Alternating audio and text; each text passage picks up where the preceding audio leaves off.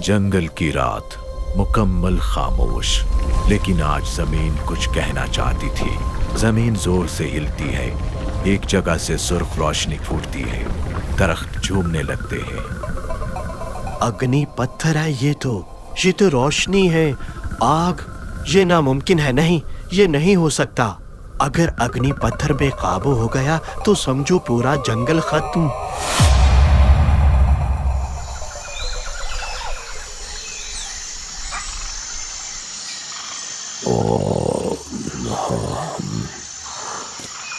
शेरू, कुछ बहुत खतरनाक हो रहा है। जंगल में अग्नि पत्थर आसमान से गिरा है। अगर वो किसी गलत हाथ लग गया तो पूरा जंगल जलकर राख हो जाएगा। ये बात है तो फिर तुम जाओ और जंगल के तमाम जानवरों को इकट्ठा करो, कल फैसला होगा। अच्छा, और ये अग्नि पत्थर अगर काले फैंक के हाथ लग गया तो वो जंगल तबाह कर देगा। तजस्सुस और खौफ दोनों छाए हुए थे। सैकड़ों जानवर एक जगह जमा हुए। तुम लोग घबराओ मत, हम इसका हल जरूर निकालेंगे। हाँ, पर याद रहे कि हमें मिलकर काम करना होगा। मुझे उम्मीद है कि इस जंगल को बचाने के लिए तुम सब मेरा साथ दोगे।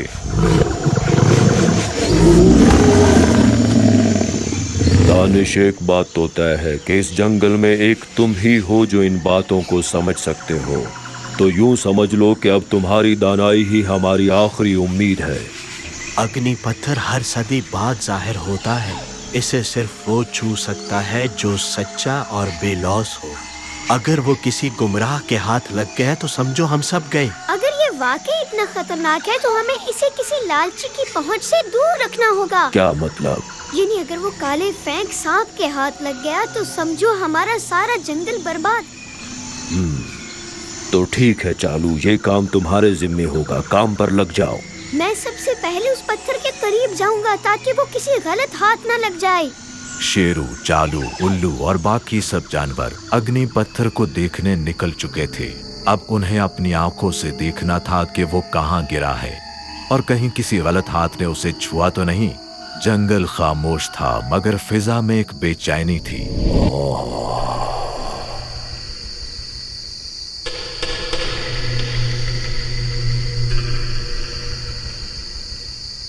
अरे वाह, ये कितना खूबसूरत है। मैं बादशाह बन के देखता हूँ।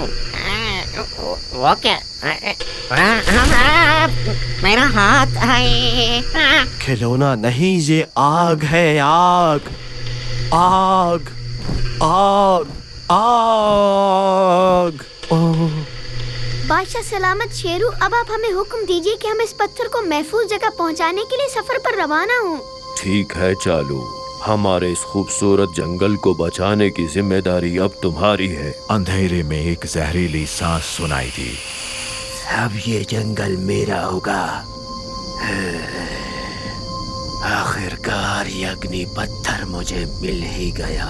अब मैं इस जंगल पर राज करूंगा। कालू, तेजू, चीकू, 3 जानवर निकले एक मिशन पर। सामने था कीचड़, कांटे, खतरनाक रास्ते, पगडंडी, झाड़ियां, जंगली आवाजें। वो लोग भी जंगल के इस हिस्से में कभी नहीं आए थे, इसलिए खौफ यकीनी था। आगे पहुंचकर देखा तो जंगल का पुल टूटा पड़ा था। अरे घबराओ नहीं दोस्तों, ये काम तो एक बंदर के बाएं हाथ का काम है। अभी देखो मेरा कमाल जरा। थोड़ा पैर फिसल गया।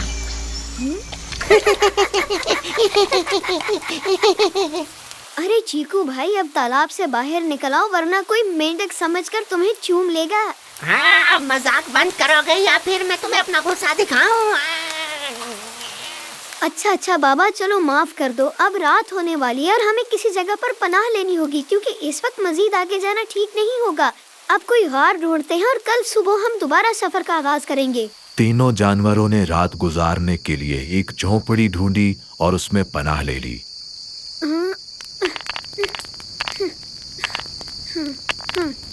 देखो दोस्तों, हमें इस पत्थर की रखवाली करनी होगी क्योंकि ये सिर्फ पत्थर नहीं है, ये हमारे जंगल और हमारी जिंदगियों की जमानत है। समझ गए? सब होशियार रहना। मगर क्योंकि वो तीनों थके हुए थे इसलिए उन्हें नींद आ गई। थकावट से चोर जानवर इस बात से बेखबर थे कि खतरा उनके कितना करीब मंडला रहा था। ये क्या था? मुझे तो यहाँ पे डर लग रहा है। जरा रुको, कौन है वहाँ? दोस्तों, मुझे लगता है कि हम इस गार में अकेले नहीं हैं। यहाँ पर कोई है, या तो कोई हमारा पीछा कर रहा है या फिर कोई हमें मारना चाहता है। पता नहीं कौन है, और हम तीनों यहाँ पर अकेले हैं। कोई तो बचाओ। रात की खामोशी में एक बार फिर वो जानवर थकन से निढाल सो गए, मगर अंधेरे में वही जहरीला सांप काला फेंक वहां आ पहुंचा। पर इस बार वो तन्हा नहीं था, उसके दोस्त भालू साथ थे। वो अग्नि पत्थर और चीकू को उठाकर ले गए। सुबह जब सूरज तुलू हुआ तो चालू और तेजू अपनी नींद से उठे। अरे वो हमारे दोस्त चीकू को उठा कर ले गए हैं तेजू। मगर उन्हें कौन ले गया होगा चालू? ये जरूर उसी काले सांप और उसके साथियों का काम है। इसके बाद चालू ने सोचा कि अब आगे बढ़ने का कोई फायदा नहीं। शेरू, मुझे माफ कर देना क्योंकि मैं अग्नि पत्थर और चीकू दोनों की हिफाजत नहीं कर सकी हूँ। मुझे लगा कि शायद मैं ख्वाब देख रही हूँ, लेकिन वो काला सांप और उसके 2 भालू दोस्तों का ये काम है। अग्नि पत्थर भी ले लो और बंदर भी ले लो। जी ठीक है बॉस, जो आप कहें। अगर सब जानवरों ने मिलकर इस सूरत हाल को ना संभाला तो हम सब मर जाएंगे।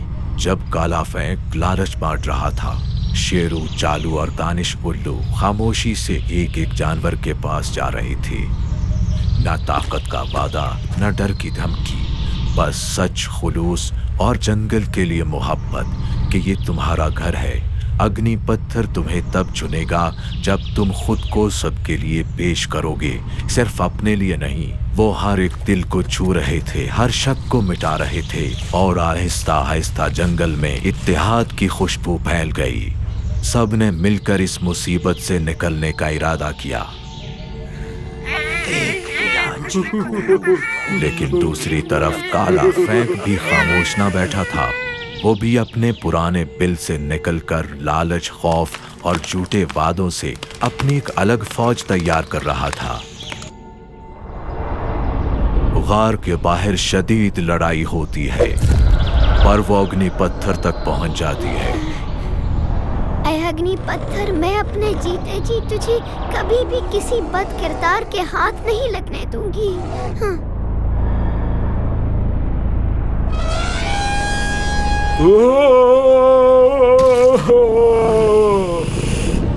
फिर शेरू और काले फेंक के दरमियान घमसान की लड़ाई शुरू हो जाती है।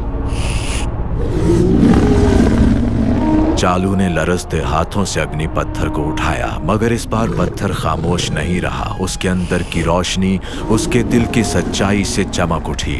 एक तेज चमकती रोशनी पत्थर से निकली और जहरीला सांप जो उसकी तरफ बढ़ रहा था, चंद लम्हों में पहले उसने अपनी बरतरी खो दी और फिर अग्नि पत्थर की ताकत से वो जलकर भस्म हो गया। तुम्हें बताया था ना कि अग्नि पत्थर सिर्फ नेक दिल लोगों के लिए है, इसे हाथ मत लगाना।